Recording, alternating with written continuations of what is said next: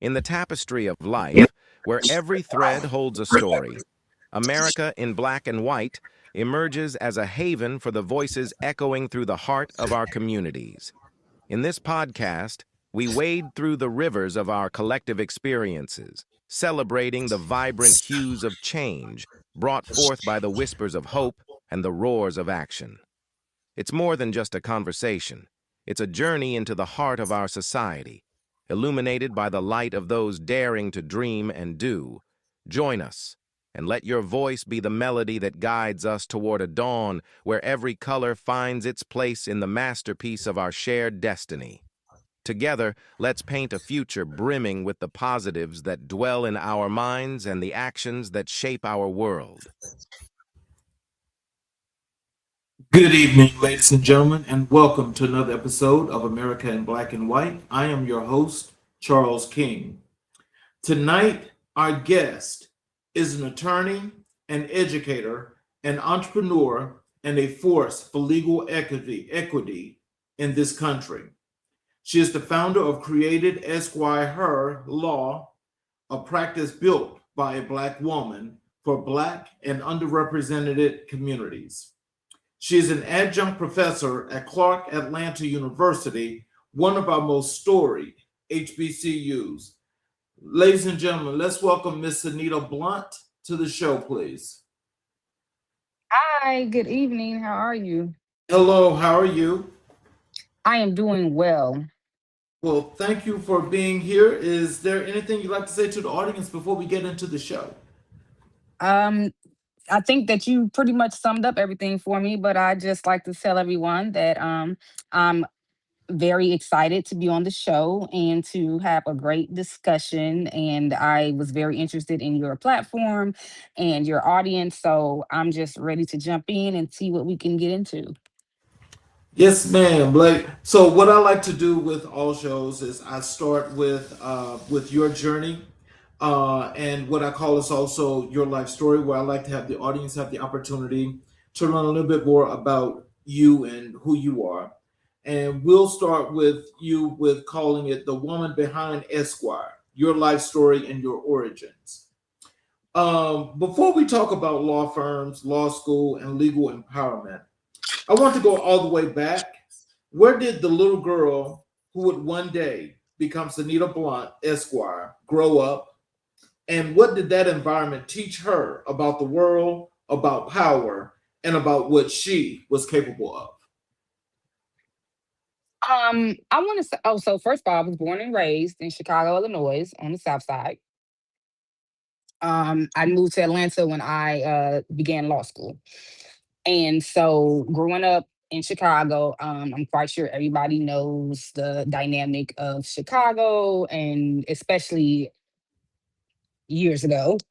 And so I've always wanted to do something community related because of how I grew up, of what I saw growing up, and just that dynamic of being, you know, born and raised in an inner city. We happened to stay in a very, good neighborhood growing up, and me and my friends and family. However, everyone doesn't get that privilege. And I saw that firsthand. So, when you're a little girl growing up, you have career fairs and you have papers that you do on certain people. And just growing up, my mother and grandmother really, really instilled a lot of values in me and influenced me a lot. And they helped me with everything. And although they don't have a legal background and they're not into legal, I once I saw what that meant and what that was and how I could help my community by doing that, it's something that I always wanted to do since I was a young girl. Oh, wow. Most people don't grow up thinking I want to be an attorney. So tell hmm me, what was the moment, the experience, the person, or the realization that made you say law is the path? And was it something you witnessed, something that happened to you or your family? What cracked that door open? Sure. I did see a lot happen to some of my family members. when it comes to legal issues. And I always looked at it in these, and it didn't even stem from like major crimes or anything like that. It could have just been simple things where it was like, huh, that doesn't quite make sense, or even just watching things on television, that would happen to people in our community. And I would just be like, huh. So if we were this, it wouldn't have happened this way. But since we're not, we got this type of repercussion or consequence. So, and then I looked at my family members also, and I'm like, and I would, when you're younger, you're just soaking up things and listening to, everyone around you. But when you would hear people say certain things like, oh, they didn't have good representation, or they allowed their lawyer to influence them to do X, Y, and Z, and they didn't have the knowledge or the background to know they didn't necessarily have to do X, Y, and Z. You know what I mean? So just looking at that and looking at, what would happen if we actually were able to have some type of resource or have some type of connection where we knew our rights? Simple things, because I do transactional law, I don't do criminal law. So simple things like such and such didn't know that they were signing this type of mortgage agreement, or such and such didn't know that they could file this type of bankruptcy, and now they ended up getting their property taken. And I bring those things up because I do more civil, and so I had experiences hearing about different things that happen to family and friends civilly and criminally. So I stress civilly because people don't think about, most people, I shall say, do not think about the fact that as in the legal field, we all just go right to criminal. But I always try to tell people civil law is just as important, because, like I just named the two examples of bankruptcy and mortgage, if you don't have the correct knowledge on something, you'll end up signing something and you can lose everything, your property, uh, have someone garnish your check, things like that. So those things that I saw early on growing up and as I got older impacted me a lot to want to be able to help my family, friends, and my community. I think your screen is frozen. I was going to ask you that because I'm like, is that my screen or? Yeah, I think your screen is frozen. And I don't know So why it's let's, like that. well, hopefully that it'll correct. Correct itself. Yeah, that's what I was hoping. Because I was like, why is it? I was going to ask you that because I can see you perfectly and everything. And I was like, why is my screen like that? You chose to center your legal practice specifically around creators, athletes, entrepreneurs, and small business owners, people who are often overlooked by traditional law firms. Where does that impulse to serve that specific community come from? Is it personal? Is it political? Is it both? I would say it's both. And I say that because, for example, I love to talk about NIL, because it's new, and two, because minorities and women are the most underrepresented when it comes to NIL in college sports.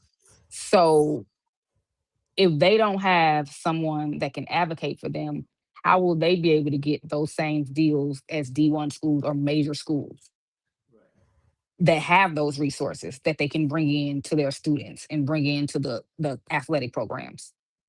So personally, I feel close to it because, again, this is something that stems back to knowledge and resources. If you don't have that, you'll never know what you can do. I've had people, when I've given workshops and things like that, come up to me and say, well, I go to this type of school, or we don't have this and this and the third because of, funding issues, etc. And I'll tell them, well, no, there's a will, there's a way. You can always have access to something. It's just that if you don't know how to get that type of access or the connections to have it, it'll never pan out. So personally, I saw that and I didn't like the fact that we were not represented when it comes to NIL. when a lot of us carry those sports teams in college. And then two, politically, again, it went from someone, it went for something where we were reprimanded for it. And in my class at Clark, we talk a lot about how before, when it was illegal, things were stripped away from us or trophies were taken, et cetera. And then we now have it where young athletes can do these things without repercussion, to Well, the point. go ahead. I'm sorry. Oh no, go ahead. I'm still trying to. You can go ahead because I'm still trying to figure out this camera thing. I was just gonna say, and talking about NIL, and how they've exploited so many of these young black athletes from underserved communities. Where at first now you're on, and it's like they've gone from where they wasn't paying them to now they're paying them, and because they have to.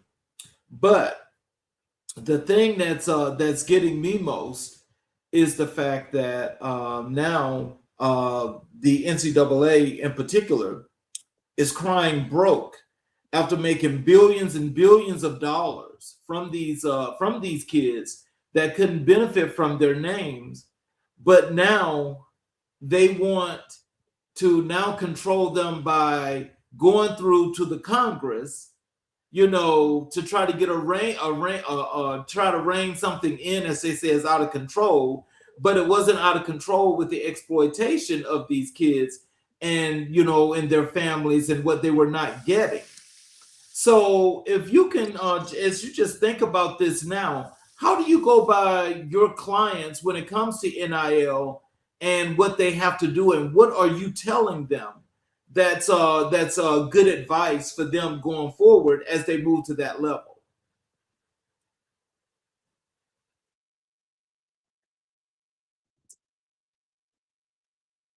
I really am trying to get this camera to work. Um, I would say that I tell them that it's all about you knowing what your What value your value is. is. And did that work? Let's see. No. It did not. No. So that was me just trying something. Um, so I always tell them you have to know what your value is. And just like you just stated, we're exploited a lot. And then now they want to come back in and change things. If you notice, every time something happens where we might benefit from it, things change. Mm-hmm.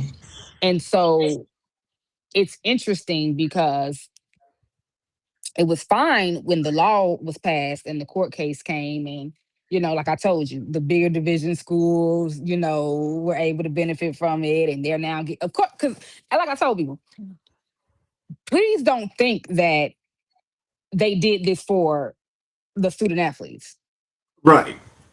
Right. because the schools and the NCAA are going to figure out a way to benefit from it as well, and they have. They figured out a way to still make sure that they're able to benefit financially from it. And so, um, like you said, now they want to go in and add in rules. But you shouldn't have to add in or change rules if the things were done properly to begin with.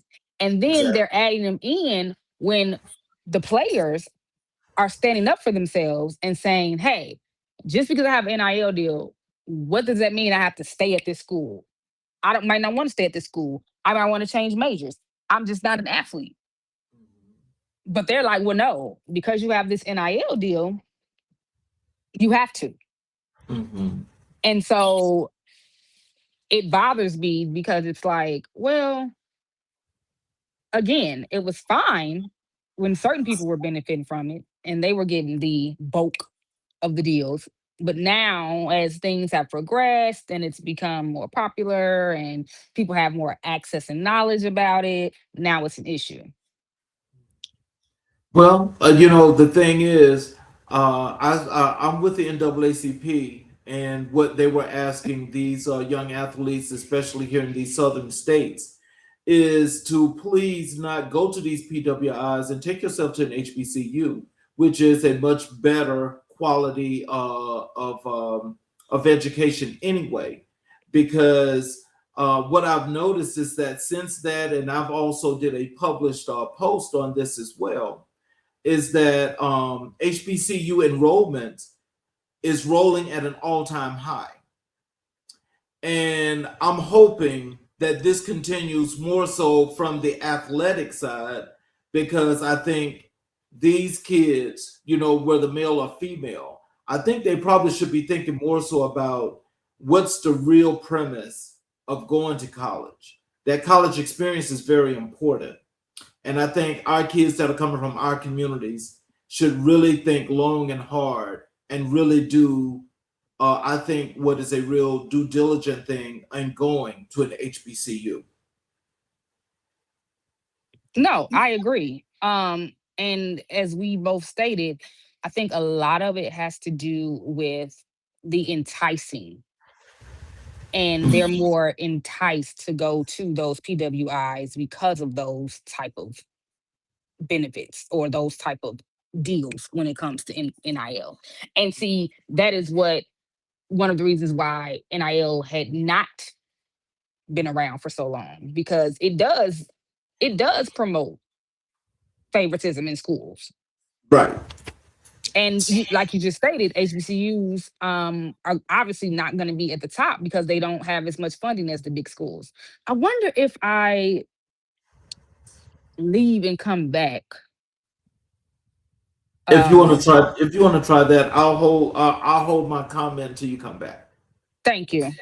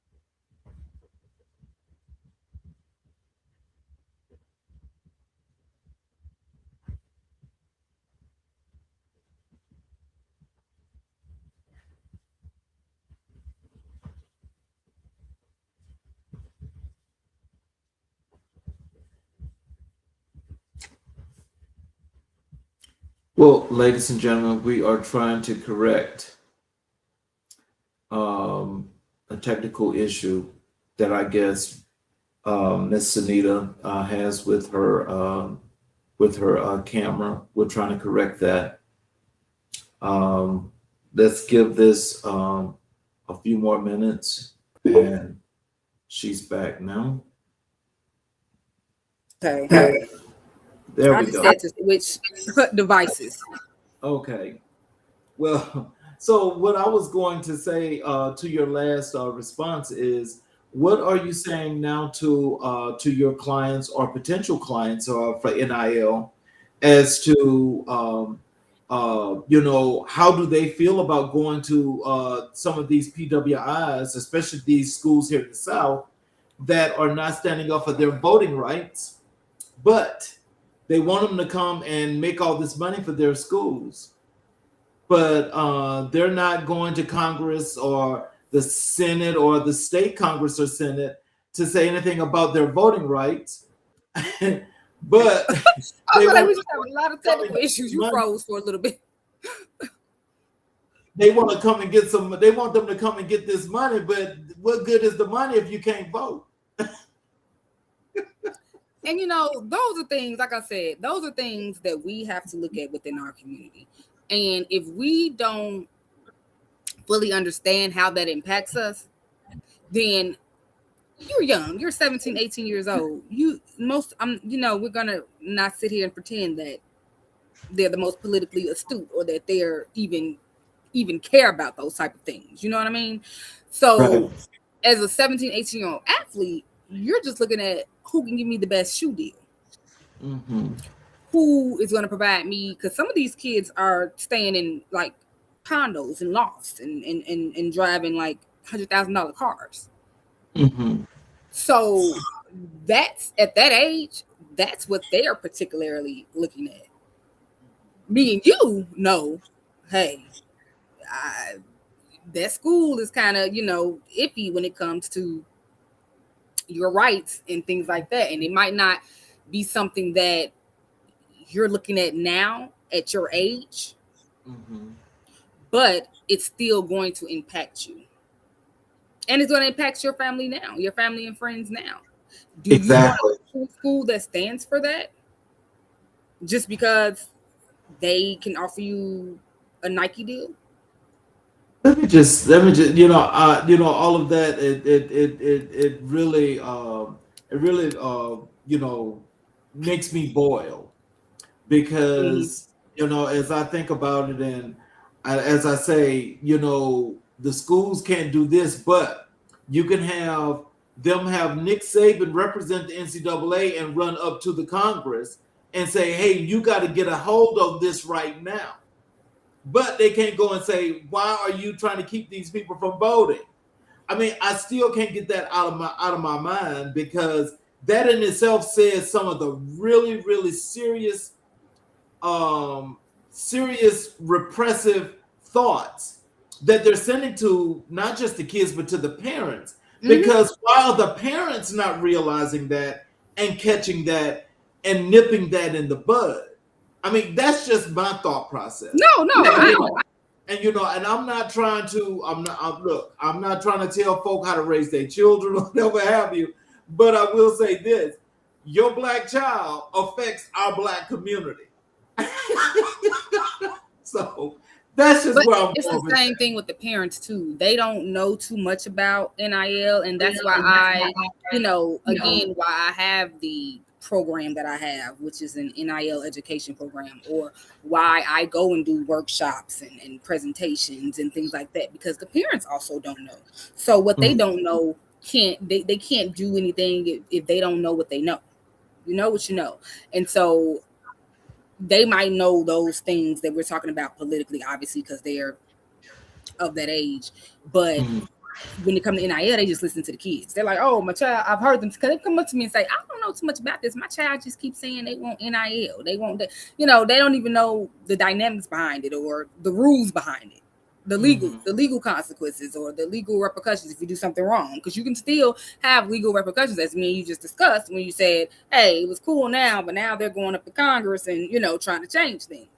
So, you know, they don't know either. And that's when the education piece come in.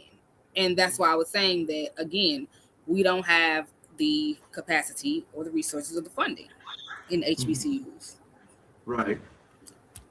Which Well, yeah, no, that's, and again, that's one of those horrible things. But I just, again, I just wrote another post and story that I posted out, alluding to the growth and expansion there of the HBCUs, and with enrollment being up, and now the majority of these Black kids now are deciding they're not going to these Ivy League schools; they'd rather go to an HBCU, and the numbers are up, and it's just really pleasing to, just to my soul when I see that.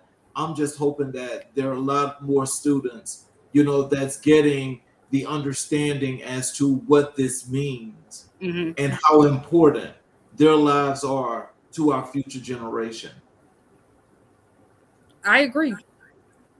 With all the things happening politically, in the government, and like the Nolan Wells thing, it's so many things that you would think we've moved past, but we haven't. Right. So law school is one of the most rigorous, demanding, and let's be honest, often isolating experience for Black women.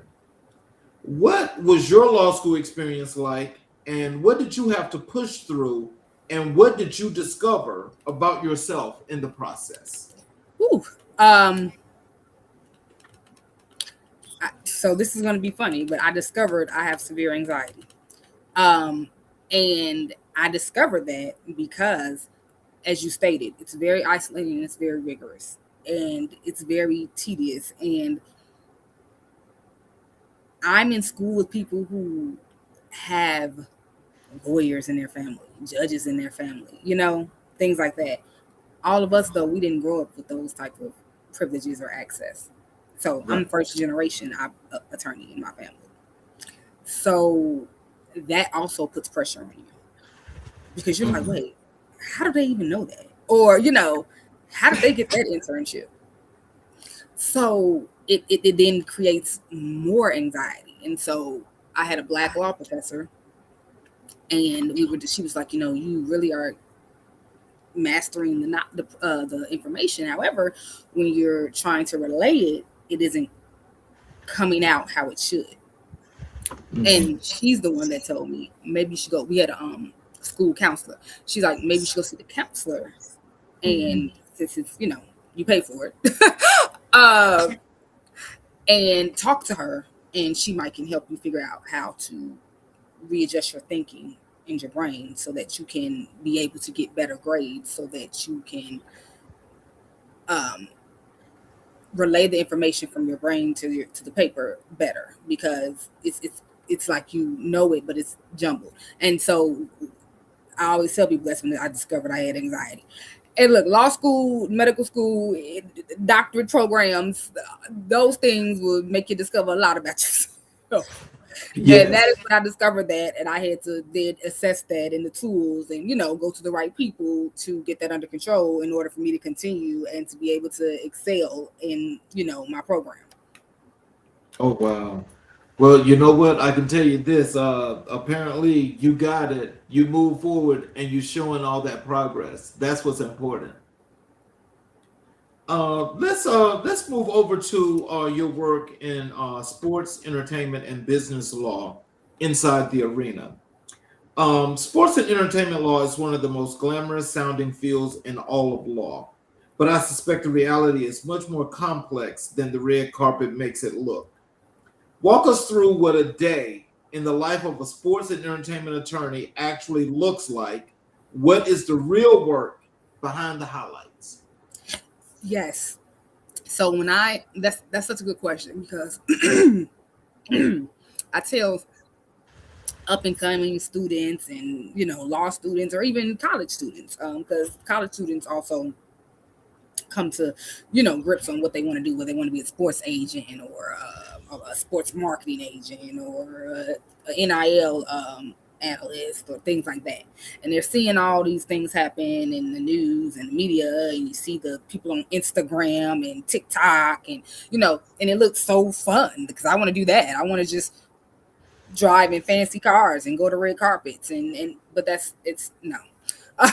um that's a cute perk, but an everyday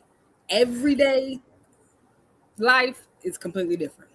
I tell people, it's a running joke I have. I'll be like, I'm just a glorified secretary because all I do, or an expensive secretary, because all I do is make phone calls, get on Zoom meetings, respond to emails, and review documents and draft documents. And literally, that's my entire day. And that's majority of my entire day, every day. Now, do I have events and stuff that I go to that are fun? And yeah, but I tell people it's not glamorous. You're not at the pool. You're not on a movie set. You're not. No, you're handling the dynamics of those things. The being on a movie set, your client being an author and trying to shop their book to get a TV deal or a movie deal, or your artist going on tour or something of that nature. Yeah, you handle the dynamics behind that. So you are sitting there negotiating the deals, reviewing the contracts, making sure your client's best interest is met. Also going back and forth with opposing counsel on what we can change and what we can negotiate and things like that. But I handle a lot of intellectual property that's very detailed. You have to know the dynamics behind that because you can easily set yourself up to receive a cease and desist letter, or you can set yourself up to have a name that you've been using for years and then come to find out that someone else has already been using it and already have registered, or things of that nature. You have to be able to research that. So it's a lot. I do a lot of research. I write a lot of memos. I'm doing a lot of things that ChatGPT might not can help you. Right. And so I tell my students that too when they're doing their work for me. I'm like, okay, I know the school allows it, but when I go to test you or when I'm looking at participation, I expect you to know this. And that's how you're being graded. So yeah, my clients could probably use ChatGPT, but when they come to me, I'm going to tell them, first of all, I'm going to speak to it in a way that you can understand it. I'm going to speak clearly. And that's why a lot of people like me, because I'm very direct, I'm very clear, and I don't sugarcoat it. Mm-hmm. Two, just because ChatGPT told you something doesn't mean it's correct, because we know that those things are still progressing as well.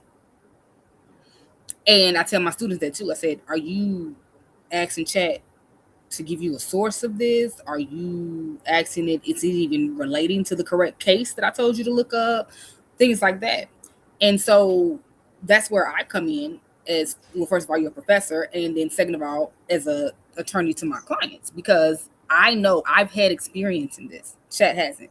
So I've seen, okay, we can get you this, or we might not can get you this, or we have this leverage, or we don't have this leverage, So I tell people, I know you think you can use ChatGPT and glaze your way through things, and you just want to be on a streaming and on Twitch and not doing all these things, and that's all cute. But unfortunately, that is not my everyday life. Right. Wow. I would think that, as you go through all of this in your everyday being, where you're doing all of this administrative paperwork, and you have to do, that's either read contracts or maybe write contracts. Mm-hmm. In that whole process, can you tell us about how you can relate your early life mm-hmm. and to now, and how you got to be so detailed as to your work and why you're so on top of your clients and growing your business the way you are? Well, one, like, I will attribute that a lot to being able to, I'm going to go back to law school when I told you I was diagnosed with anxiety. Being able to get that under control helped me in my life in general. So that being that I got that under control, I can now detail and look at things and be more specific and also more organized with my train of thought and my daily life in general. Because if my life in general isn't going in a certain order, then I can't do that in my professional career as well. So in early life, things were like a lot of chaotic for me because my mind and everything was racing. But once I was able to control that, I now see the difference between how I was in my younger days and how I am now, and being able to compartmentalize things and say, hey, this contract is due now, or this person needs you to talk to them about IP. Prioritize, help your clients prioritize, because that's what I tell them. I said, although that's not, I said, what I do is I try to be financially feasible to my clients. So we're going to prioritize what you need now and what you'll need in the future so that we can make sure you're legally protected, but that it's also within your budget. So that has helped me a lot to be able to use tools, whether it's yoga, whether it's some type of self-care, to be able to slow down and actually see what I need to do on a day-to-day basis, especially running my own business on my Um, when an athlete, an artist, or an entertainer comes through your door for the first time, especially a young black creator or athlete who has never had legal representation before, what are the most common and most dangerous mistakes you find they have already made before they ever sit across from you? own. Young athletes and creators are just excited, and I get it. I definitely get it. You are looking at other streamers, you're looking at other influencers, you're looking at other college athletes, and it all is just so, you know, enticing. And it is. But the biggest mistake is they're in a rush to get somewhere because they see other people doing it. So they're like, well, wait, if Kai Sinet, or if um, John Blank, Deion Sanders' sons can have this deal or that deal, I want that too. So they sometimes are excited when brands reach out to them or when companies reach out to them. And because of that, and because they're in a rush to get to that status, they don't read. They don't read. They don't have the knowledge to know what they're reading if they did read it. And they are signing away life rights, or they're signing away their intellectual property, or they're signing away their likeness, or they're being lowballed and they don't even know that. But that's because they're excited to get a record deal for some about an artist, or they're excited to get a brand deal for some about an influencer, or a college athlete is excited that Gatorade wants to use them in an ad. So because of that, when they come to me, most people have come to me after they've signed away something and didn't realize it, or they didn't understand that you may be getting, they may have paid you X amount of money, but they are now getting it continuously as they post you, and you signed that away and allowed them to do that. The But if you, royalties. mm-hmm. And so, yeah, you got paid, I don't know, let's say $10,000, but they're getting way more than that because you also gave to make money off your likeness without you getting anything from it. Wow. That is so crazy. Um, Contracts. Let's talk about contracts. The music industry alone has decades long history of black artists signing contracts that they didn't fully understand and losing their masters, their royalties, their likeness, and sometimes their entire catalog until Prince changed that.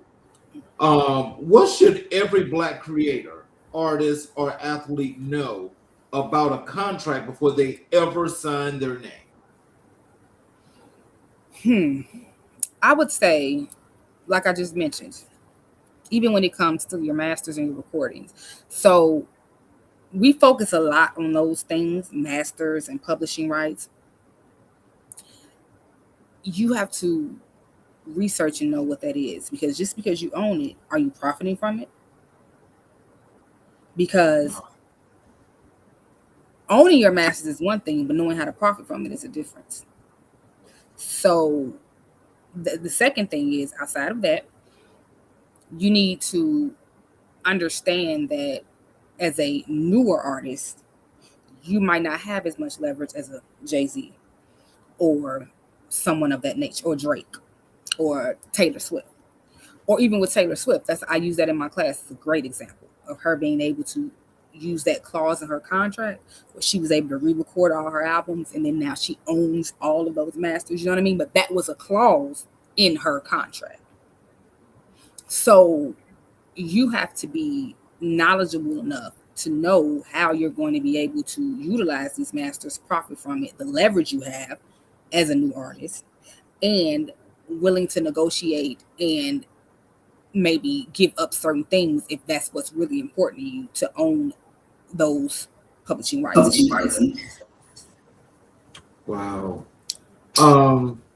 You represent entrepreneurs and small businesses in addition to athletes and entertainers. Yes. What do these clients have in common legally speaking, and what is the biggest misconception that small business owners have about what legal protection they actually need? So I'll start with small business owners tend to have this thing, and I've seen it when I've went out and gave presentations, sat on panels, did workshops. They'll be like, "Oh, I have an LLC," so I know I did. You know, I know I'm supposed to have LLC, and I'll be like, "Oh, but do you have a partnership agreement? Because isn't it you and your 2 other friends that are in on the business? So you have LLC, but that protects you all. But do you have a partnership agreement between you 3? Or did you trademark your name? Have you looked to make sure that someone else isn't already making that product or in that same category as you? Or your contracts with your vendors or your employees? Or do you have independent contractors versus W-2 employees? Because those are 2 different types of contracts you have to have, and they offer different protections for you and the employee. So small business owners tend to think that, oh, if I have my LLC and that's what everyone say you need to protect yourself. And I'm like, it goes way beyond that. It goes way beyond that. So the things they have in common with my other clients in the entertainment and sports industry is, again, it's that I have this talent and I want to use it now, that I'm not sitting back and saying, hey, do I have all my ducks in a row? Or do I have everything that is needed structurally? Do I have a business bank account? Do I have an EIN? Have the right, am I in the right tax section? I don't do tax law, but things like that. But because they're thinking so much about, opening this bakery or opening a restaurant or a food truck, or they have the talent. Well, I can cook and I know how to do this. Okay, but do you have the right licenses? Because you need certain licenses to sell food. You need certain licenses to sell alcohol. You need, just different things. Do you have a permit, zoning, different things that you're not necessarily thinking about because you're like, I just want to have a multi-billion-dollar business or multi-million-dollar business. And I see that it's easy to open up. It's not as easy as it looks, first of all. And second of all, you are, again, so in a rush or so excited because everyone tells you how good your food is that you're like, I might as well start selling it because everybody tells me how good it is. Do you have something in place in case someone gets sick? Do you have something in place in case someone gets injured? Do you have insurance? A lot of different things that, and so it's that need to have it now. That's the common denominator, no matter what area I get my client from. So you're a Black woman operating in sports and entertainment law, a field that is historically male dominated, historically white dominated, and historically resistant to both. What has it taken to carve out your seat at the table, and what have you had to fight, navigate, or flat out ignore to do this work at the level you do it? I tell people sometimes you have to ignore the background noise. And I say that meaning all those things you just named that are supposed to be stacked against me. Sometimes you have to create your own path. And sometimes you also have to know that your path isn't the same as everyone else's. And it might not take you the same amount of time to get there as everyone else as well.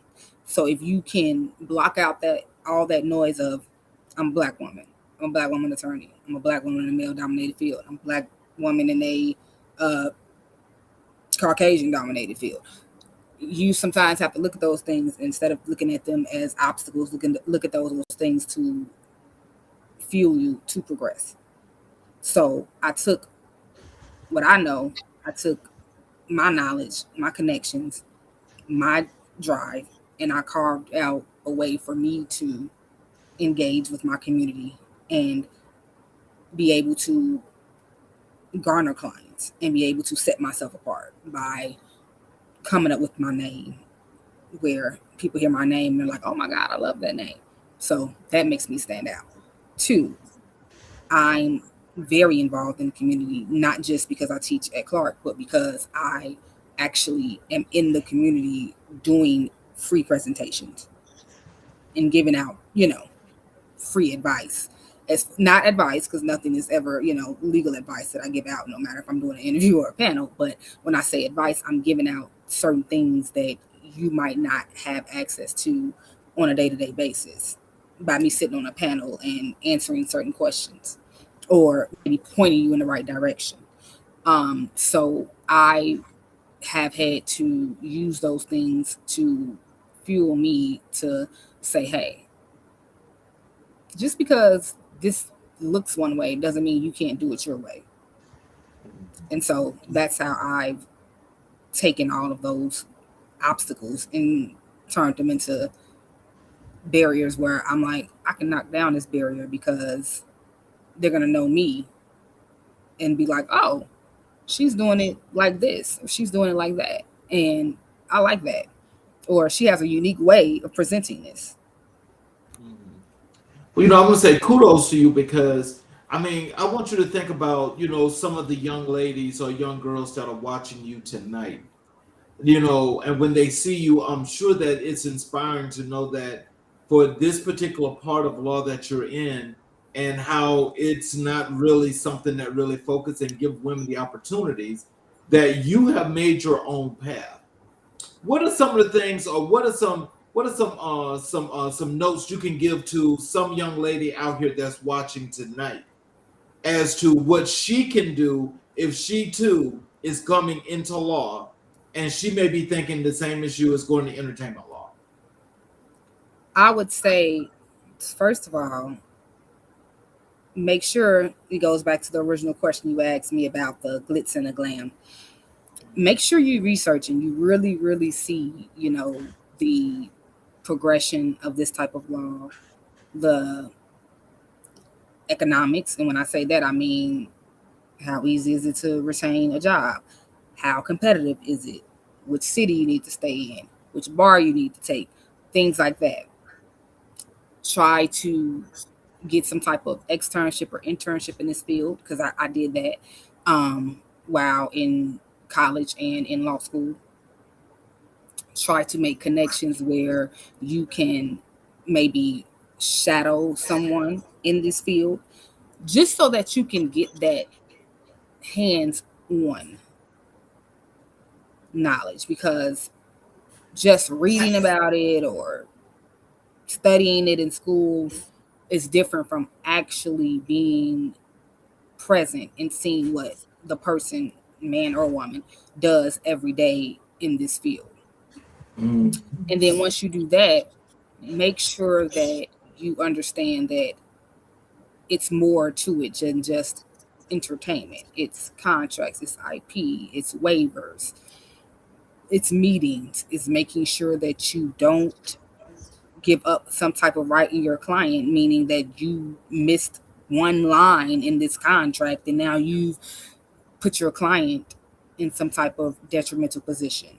Um, it's a lot of, again, research. So just make sure that you look into it and actually understand what it is, and not just look at it from a perspective of you see entertainment lawyers on Instagram, TikTok, or some type of reality show.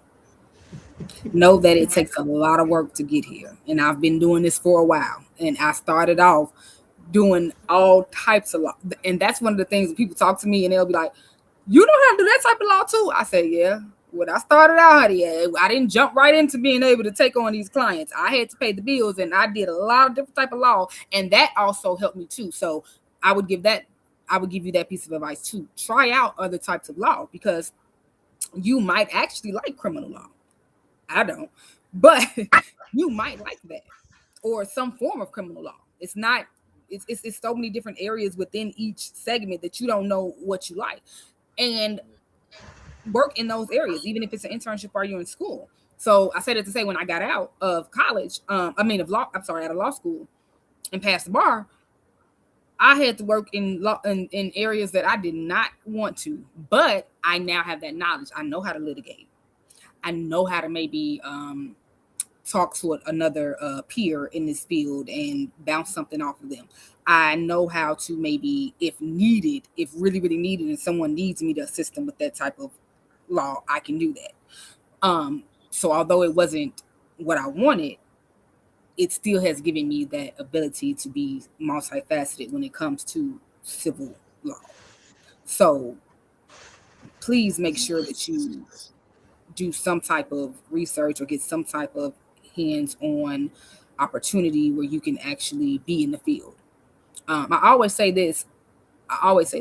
Unlike medical school, where they have residency programs and they, have them in the hospitals, I always say that we should probably do an extra year of law school to have that year be just you working in the field. Or most of us want to come out and own our own business. Owning your own business is not just knowing the law. You got to have a business background, like you said, administrative. You got to know all of that. So I always say, if we had like an extra year where we actually had a worked, or they had a law clinic where you worked in, the field, that would be very beneficial to knowing how to communicate. Some kids come out of law school and they don't even know how to communicate with clients. And that's what you do on a daily. That is crazy. No, or communicate with the clerk. Oh, wow. No, they don't. Like, they just don't. Or write an email, And so I always say, I wish we had that type of, program like medical schools do, where you right. So let's do a deeper dive into NIL law. That's name, image, and likeness: the revolution of college sports. I know we briefly talked about that, but I want to do a deeper dive because that's still stuck in my craw. I'm sorry, and I want you to please forgive me, but it just means so much because I want to make sure to get as much out as possible. For our audience who may not be familiar, break it down from the beginning. What is NIL, name, image, and likeness, and why was the moment that the NCAA finally allowed college athletes to monetize their name, image, and likeness such a seismic shift in college sports? What changed and why did it take so long?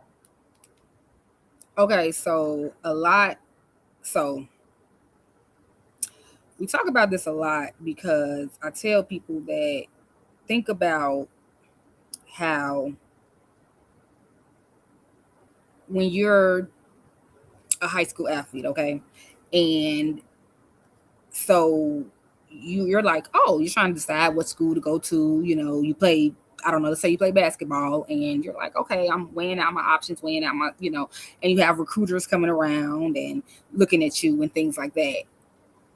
Before, when recruiters came around, they were, or agents, they were held by certain standards, and you were too, because you are in a amateur sport, as they say, compared to a professional sport, which would be the NBA. And so that meant that you had to follow certain rules, and they did too, when it came to you choosing a school and when you came to you actually playing for that school.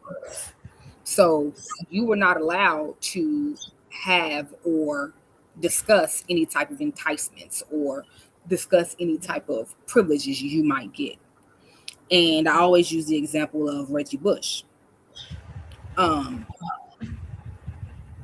We know that his Heisman Trophy was taken away because, again, he was a college athlete, amateur sport, and they said that he was getting benefits from being a college athlete, which you cannot do.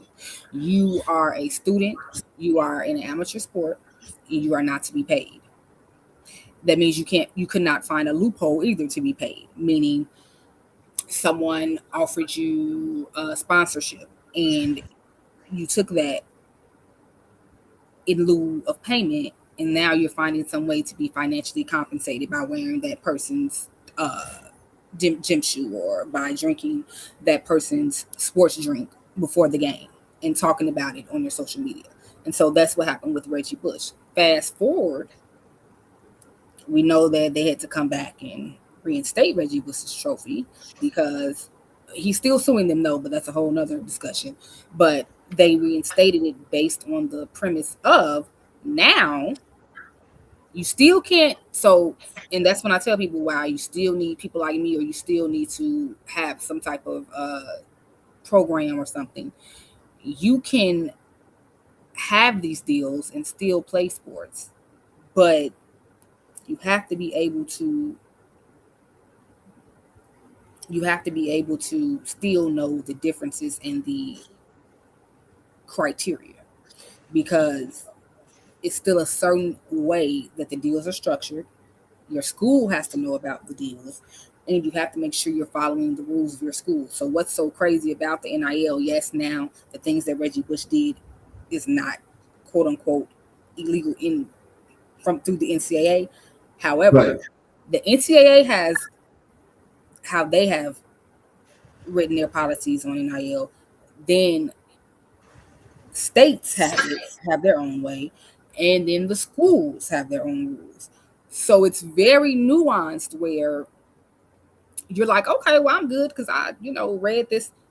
You have to make sure you're still following your school's rule and the state's rule. And that's why I say NIL is a very good thing, but it's also a hindrance because you mentioned it before. They're still finding ways to change the things or change the rules when it comes to certain things we're doing. And then it impacts us negatively. So I want you to help me and the audience understand something. And I want to do a historical text, and I want you to please help us put this together. At least help me put this together because my mind is like really running with this, and I've got so much to write about this. So let's go back historically. And if you remember or not, you remember Ed O'Bannon when he sued the NCAA for his likeness. And I want those to remember he won his case, but was not compensated. Then you come to Reggie Bush after that, where Reggie Bush, they say, was benefiting from his likeness, and he wasn't supposed to, where they stripped the trophy. Now they give the trophy back, and he's suing them for so much money and everything, and they're trying to make this thing go away. Mm-hmm. And now we have the current situation where now the players, the college athletes now are able to get paid. They're able to get their little money and do what they do. They don't have to worry about, now you got to sit out a year and all this other kind of stuff. Mm-hmm. Mm-hmm. And connect all of this. How does today's NCAA benefit and relate to the Ed O'Bannon situation and the Reggie Bush situation that they're now trying to change? Because it seems like to me, now I'm not a lawyer, but what it seems like to me is that all of those things have entangled them up into a real web that I don't think most attorneys are actually trying to scoop it up the way they can. But tie that in for me, please, and tell me, how does that work? So are we comparing what happened with Reggie Bush to how the NIL?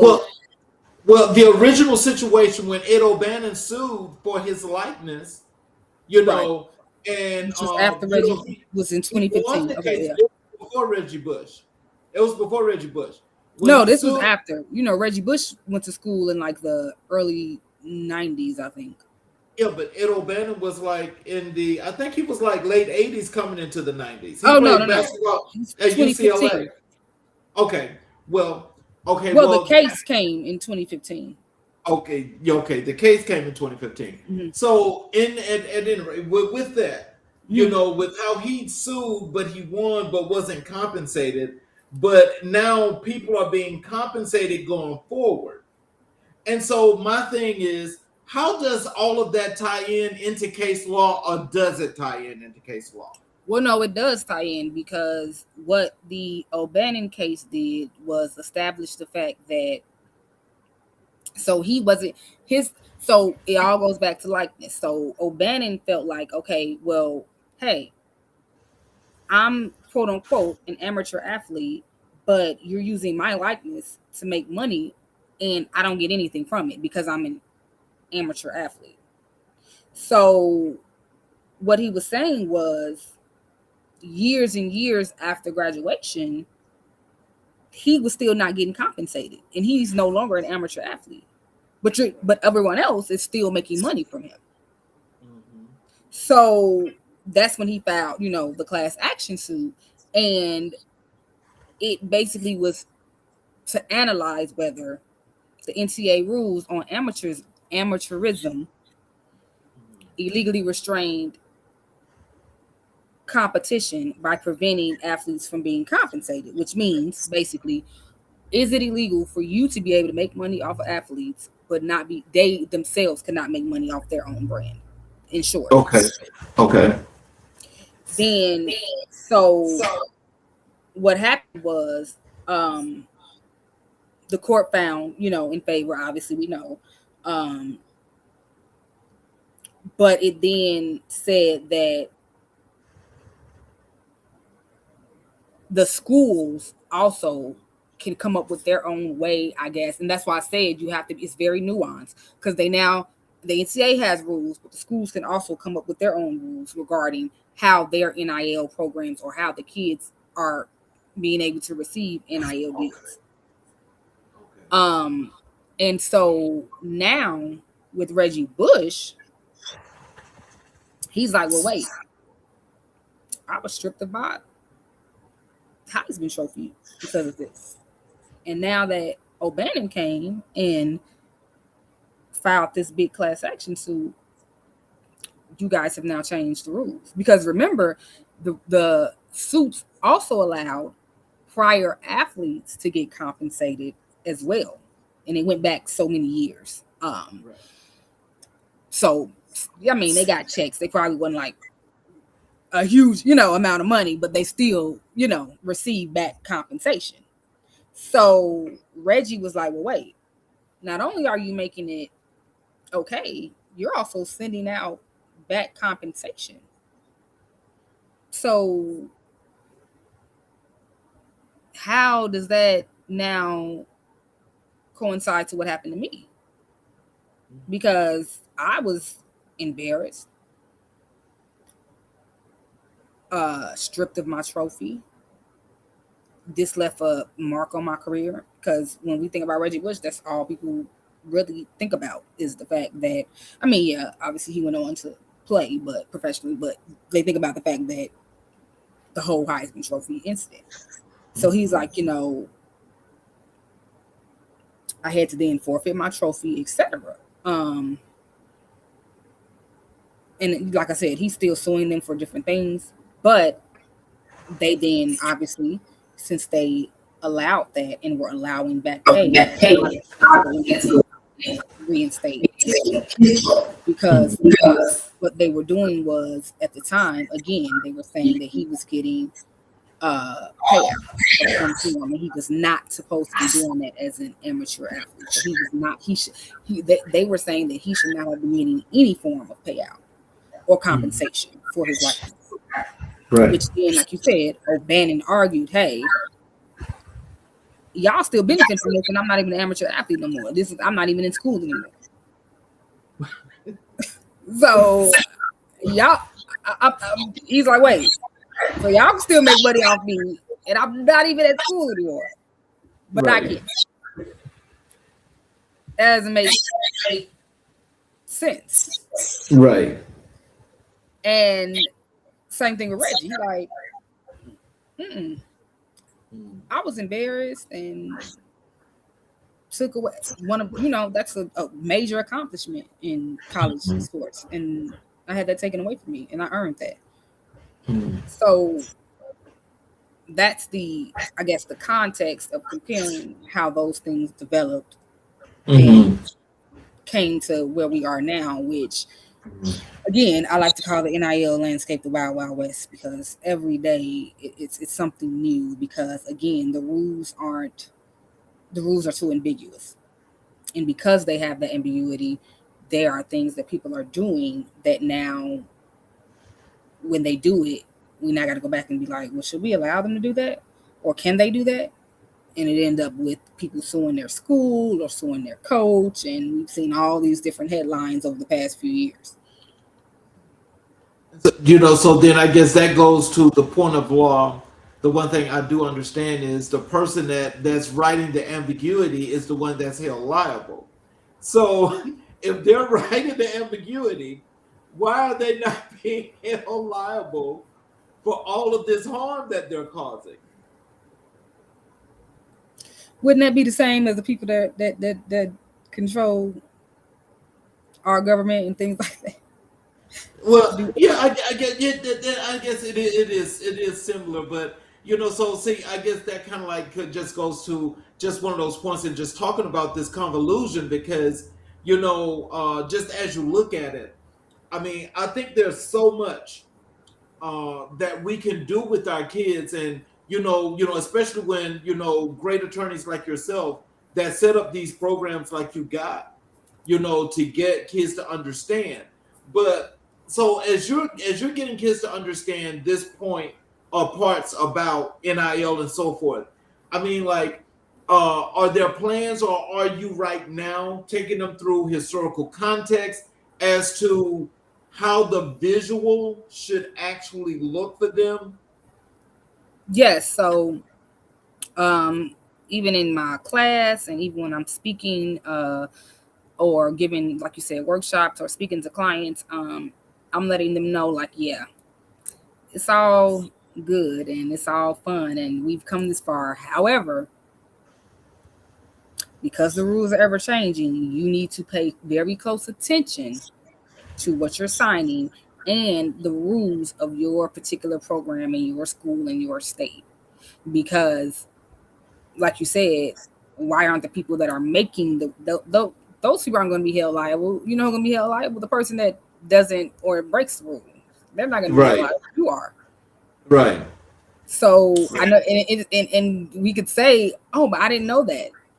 I didn't understand that. They're not going to accept that. Who really accepts that? Right. The ignorance of the law is bliss. Exactly. So I would love to be able to be like, oh, officer, I didn't, when they put a stop sign there, I still ran the stop sign. Right. Although the stop sign has not been there, and and they passed maybe the ordinance in my community 2 months ago or something, and I wasn't at the meeting or whatever, doesn't matter. Yeah. It's now there, and it doesn't matter how long it wasn't there. I ran. It's there now. Yeah. So, Black athletes make up a disproportionately large percentage of the revenue-generating college sports programs. That's football and basketball. Yet, they were for decades prohibited from profiting from their own name, their own face, their own talent. Now that the door is open, are Black college athletes actually getting the legal support they need to maximize their NIL opportunities, or is there still a gap? Nope, there is still a gap. Tell us about that. So, again, that is one of my major issues when it comes to NIL. I stated at the beginning of our conversation that we make up the majority of these programs and have the talent and are winning the championships or winning the tournaments, etc. And we are not benefiting the same as people opposite of us or people not in our same category, especially major PWIs versus HBCUs. And that is because, again, they have that funding and they have those alumni and booster clubs and donations coming in and programs where they're packing out the stadium, ticket sales and or they're on, TV, etc. They have all things in place so their school can have a separate NIL education program, or they can have someone on payroll that assists the students or reviews things for the students, or have a compliance director. They have that, but those minority students do not, because as you just stated, yeah, the enrollment is up, but when they get there, they're now looking for certain things that unfortunately the schools can't offer, and it's not because they don't want to offer it, it's because they're limited on what they can offer because they aren't getting the same backing as those bigger schools and those bigger programs. So no, that gap is still there, and that is one of the reasons why I advocate so much for women, because it's women's sports and HBCUs, and I advocate for them, and I try to get in there and give panels or give workshops, etc., as much as I can, even down to high school, because some states high school children, including Georgia, can benefit from NIL. So try to start as young as possible, and especially with the parents. If the parents know, then it's easier for them to obviously direct their children in the right path, or able to understand what their children are signing up for. So let's move over and let's talk about Creative Esquire Law. You're building a legal practice with a mission. Let's talk about the name Creative Esquire Law. Esquire is the formal suffix of an attorney. Esquire transforms that suffix into something explicitly, unapologetically feminine. So that is not an accident, but what does the name mean to you, and what statement were you making when you chose it? So a friend of mine actually helped me come up with that name when we were restructuring my business, and it fit because I had already used the name Esquire like on my social media and things like that. So when I discussed to them, like, yeah, I obviously, want to represent people in sports and entertainment, etc. And I always call myself the counselor to the creative. So then I don't even know how we put the two together, but he was like, how about Creative Esquire? Because A, you already go by Esquire because you are a female attorney, and B, you in yourself represent creatives, and creatives in any field, whether their talent stems from sports, entertainment, influencer, movie producer, actor, actress, or businesses, because you can be creative in a business field depending on the type of business you want to open. It's still your own personal talent. And so I put that together because I wanted Esquire. You're going to know that this is a woman-owned business because of the her. And then the creative part, I want you to look at it and see like, creative, really? How does that stands out? How is she setting herself apart, or what is she doing differently for her clients? And my goal is to let my clients focus on their talent, and I ensure that they're legally protected. Yeah, I was just gonna say, because I love that. And as I was saying the name, as I was going through when I got all of your information, and I was thinking to myself, I'm like, this is creative on its own right, because it's like, unapologetically, this is female owned. Don't get it twisted. Esquire. And so would this have anything to do with as you're getting into this field and how it is compared to male female and setting yourself apart? Yes. I want you to know who you're meeting right off the gate. So there's no, oh, is she sending her male partner, or does she work with a male that can represent the firm? Or no, it's me, just me. And you can tell by the website, by the social media, and you're going to see that I come with all the knowledge that a male counterpart, or sometimes more, would have. Exactly. Exactly. When were you in the process of founding Creative Herd Law? What was the moment of absolute clarity?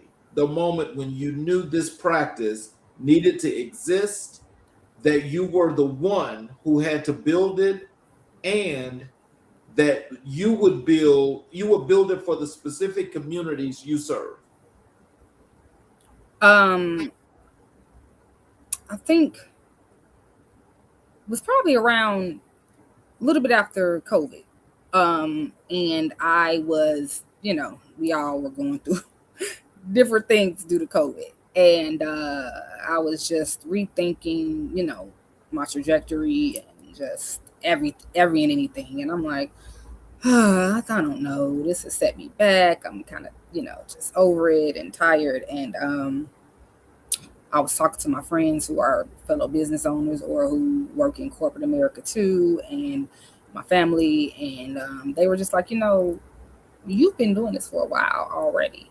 So why deprive yourself and your potential clients of your talent? You might represent talent, but your talent is also a necessity. Right. And, we all know that COVID brought up so many different challenges for all of us in our personal and professional life. And it made me, rethink, and, I'm like, I feel like we're starting all over again. And it was like, and what's the problem with that? Even if you are, because now Right. you have the ability to build it differently, better, and take what you've learned and turn that into the catalyst to now know what you need to do differently than what you did before. And so that is how it was like maybe 2021-ish, began to build out Creative Esquire, and not just Sunnita Blount, the attorney, but I began to build out my brand.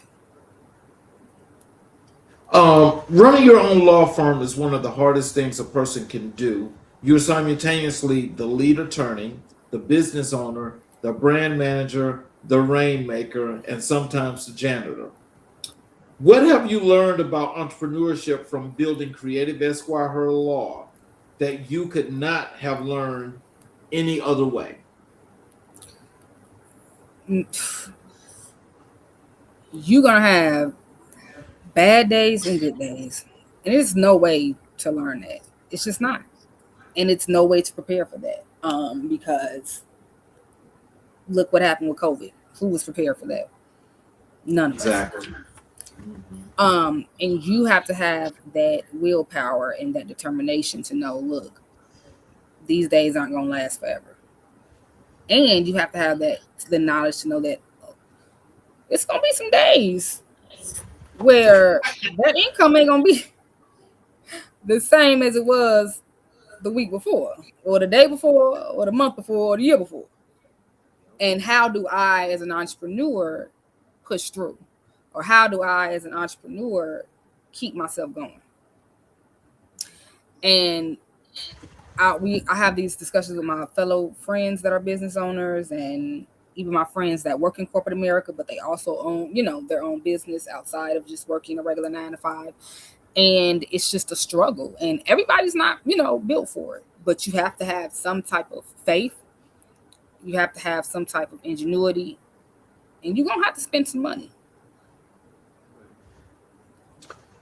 So the clients that Creative Her Esquire Law serves, the entrepreneurs, The athletes, the artists, the creators, the nonprofits, small businesses are often the clients that large, expensive law firms either ignore or charge too much to serve. How do you structure your practice to make a quality legal representation accessible to people who have real legal needs but not corporate budgets? So that goes back to what I was telling you before when I said that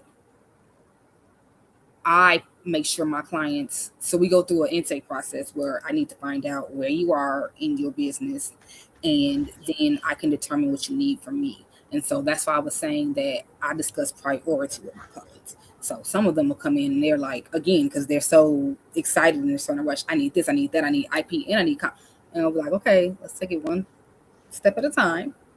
Instead of me charging you a retainer, a large retainer, or me charge you for all these things at once, I offer unbundled services, meaning that if you come to me and say, hey, can you review this contract, or can you set up my LLC, or can you do a partnership agreement for me? We're going to start with what we're going to go in an order, and we're going to start with what I feel as though you need first and what is financially feasible to you.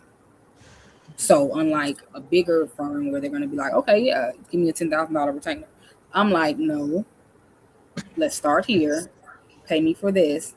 Then you can come back, or we can do some type of combination of things, and charge you a fee for that, and then etc. Go over my billable hours and things like that. But I think that appeals more to people when they have a cost where they know, okay, I'm paying this cost and I'm getting this, instead of saying, hey, I have to give her this large amount and I may or may not have a need for her right now, but I've already given her this large amount that I maybe could have did something else with some of that money Right. that I gave to her.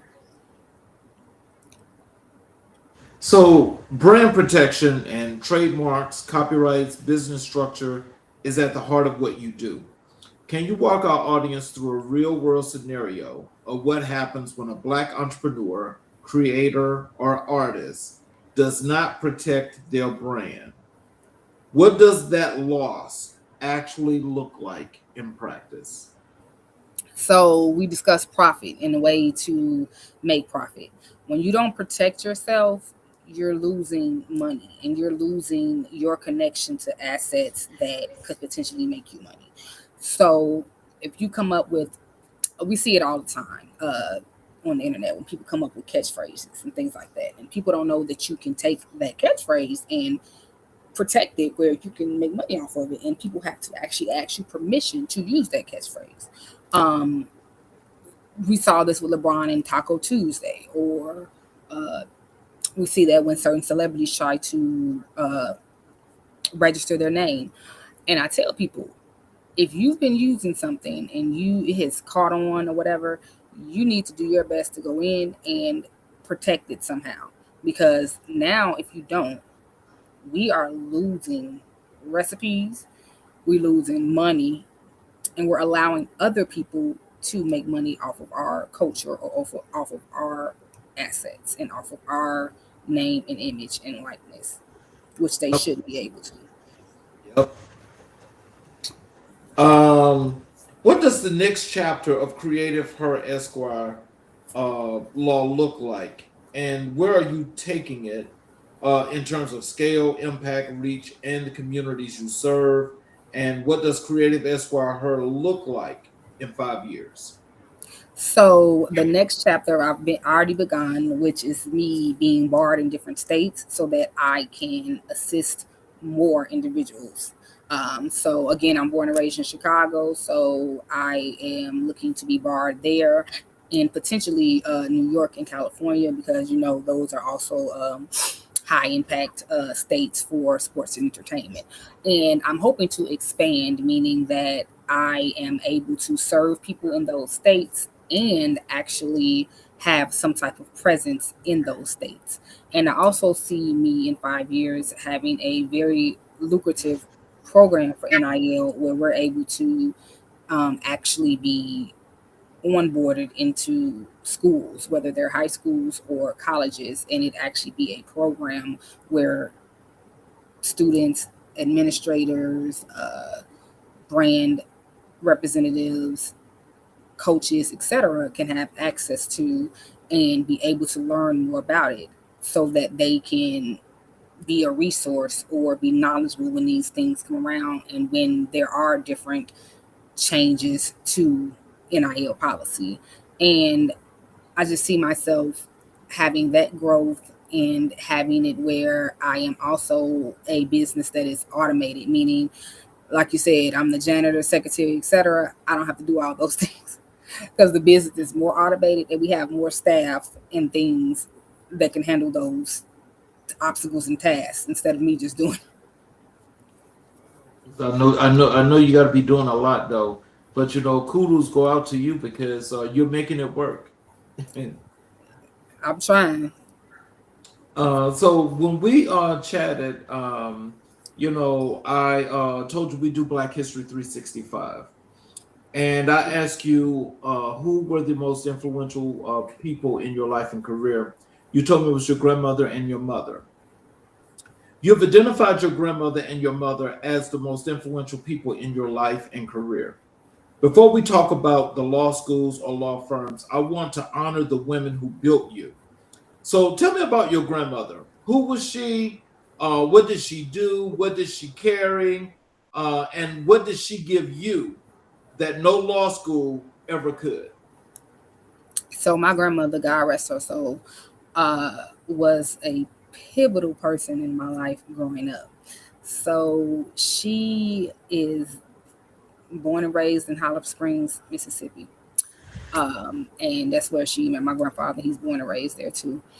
And they showed me how regular Black folk that didn't have too much moved from the South to a big city such as Chicago and were able to get a house, raise a family, get good jobs, and establish themselves in a good, at that time it was a way better areas and way better neighborhoods than they are now, and be able to ensure that their children and their children's children have access to things that they didn't. So she would always say, you can be whatever you want to be and make sure you do your work and make sure you listen to your mother and make sure you get your education because that's what's going to take you far and no one can take that from you. So I would be like, I don't want to do this or I don't want to do that. And she'd be like, no, you have to do it because you are going to make us proud once you graduate high school, college. And she knew I wanted to go to law school, although she didn't get to see that part. But she did get to see me graduate college, which that always excited her. And so it showed me that you can make it in life no matter your background, in meaning educational background, cultural background, economic background. Because like I said, they came from Hollow Springs, with, and each of them had 7, 8 brothers and sisters, and they stayed on a farm, etc. So she taught me just things that you wouldn't know. She taught me about needing insurance policies or stocks and just things that she learned because she talked to other people and she was able to get that knowledge from her coworkers and her friends, etc. And that was just something that no school could teach me or how to treat people. Her funeral was in Chicago and Hollow Springs because everyone knew her as the person that she's gonna give to everybody. If a student or a child didn't have a shirt, she was gonna get them a shirt for school.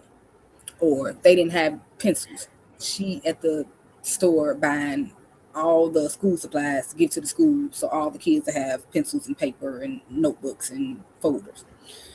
So those are things that you don't learn in school. Right. Your grandmother's generation of black women lived in an America where the law was actively and violently used against them, where they could not vote without risking their lives, where they could not own property freely, where they had no legal recourse against racial terror. When you stand up in a courtroom or sit across from a client protecting their rights and their business, do you think about what your grandmother's relationship to the law was? What does that lineage feel like now? Yes, that's very important to me because,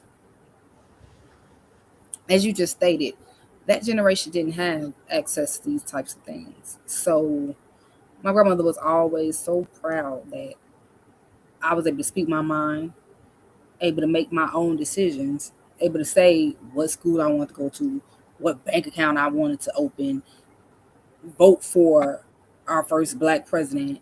You know, she was always proud that she could not only see those herself, but see those things instilled in me and me being able to do that.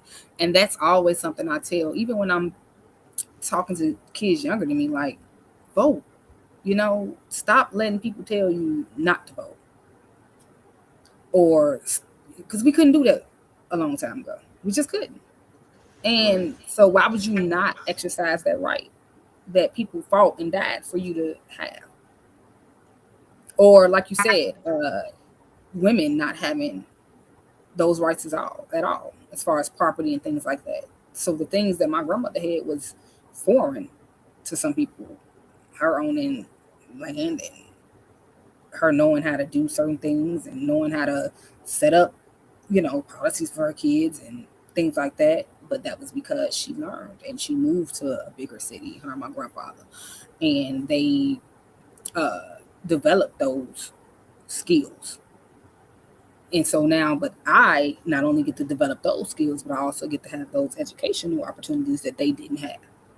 So I always think about that, her and our ancestors, especially when I'm met with the barrier. Because sometimes I go in those places and they don't know. I still go into places and they'll be like, "Oh, which case are you here for? What party are you?" And I'll be like, "I'm the attorney." And I'm like, "Oh, I'm so sorry." And I've had that done by the staff and the judges. And I'll stand up and say I'm such and such, and they'll be like, "Oh, who are you again?" I'm like, "I'm the attorney." And they're like, "Oh, I didn't realize that." Well, you didn't ask everybody else that stood up before me the same question. So you still have to be on guard, and you still are faced with certain things that you think you wouldn't be faced with in this day and age, but you are. Now tell us about your mother. What role did she play in shaping Sunnita Blount? Was she the first person who believed in you? Was she the model of what a black woman you could be? Was she the one who pushed you through the doors, even though when you didn't know you could open them?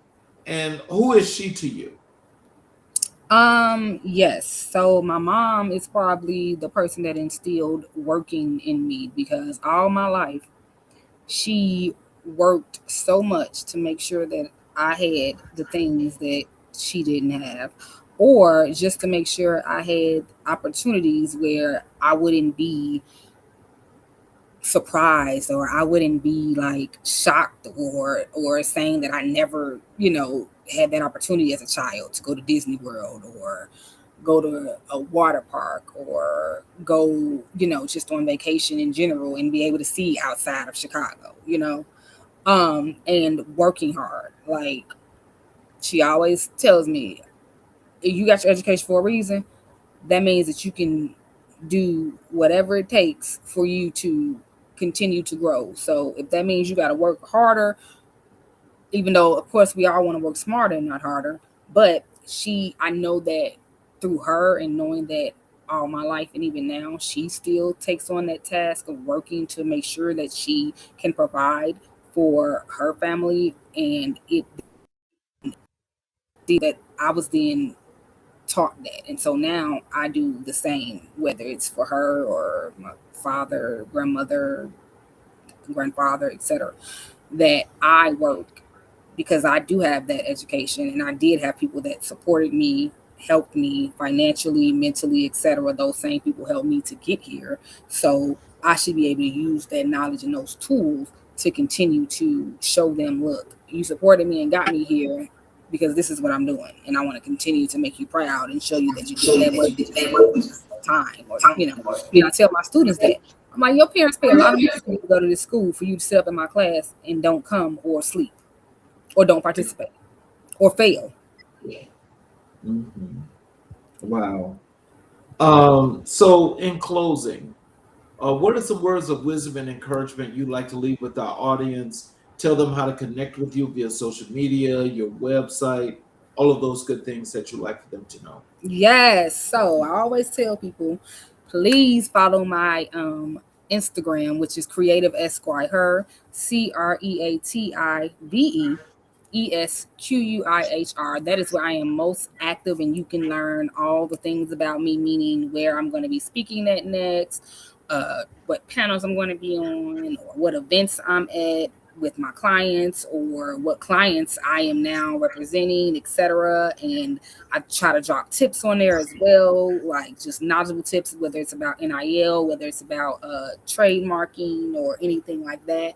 And my website is www.creativeesquire.com, and we are accepting new clients. And that doesn't matter if you are a creative or influencer, a small business owner. And also, you can reach me by email at info@creativeesquire.com. And I always tell people, don't hinder yourself because you're like, well, it's an attorney. I can't afford that.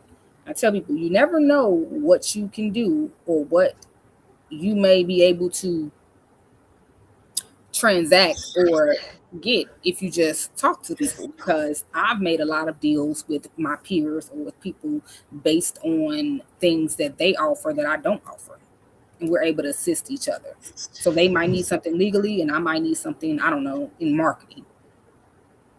And so I tell people, don't hinder yourself by not reaching out because you're like, I can't afford an attorney, because you never know, I might be offering a special, or I might be able to work with you, or you might, or if you talk to me, I can tell you like, okay, this, you did this correctly, but we just need to fix this. And it might just be a small thing that I need to fix that doesn't cost that much. So don't get discouraged because you think that you can't afford an attorney.